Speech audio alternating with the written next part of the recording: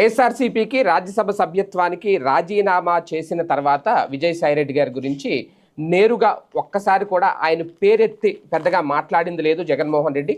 First time Vijayasai Reddy గారి గురించి కొన్ని సంచలన వ్యాఖ్యలు చేశారు. తాజాగా ఎందుకు ఆయన పార్టీకి రాజీనామా చేశారు, ఎందుకు వెళ్ళిపోయారు అనే దానికంటే ఆయన మీద కీలక ఆరోపణలు చేశారా అనే చెప్పుకోవాలి. ప్రధానంగా చంద్రబాబు నాయుడు గారికి విజయసాయిరెడ్డి లొంగిపోయారు అంటూ ఒత్తిళ్లకు ప్రలోభాలకు లొంగిపోయి కూటమికి మేలు చేసేలాగా నిర్ణయాలు తీసుకుంటున్నారు అంటూ కొన్ని సంచలన వ్యాఖ్యలు చేశారు.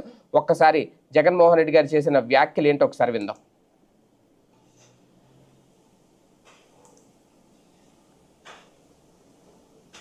రాజ్యసభ సభ్యుడు విజయసాయిరెడ్డి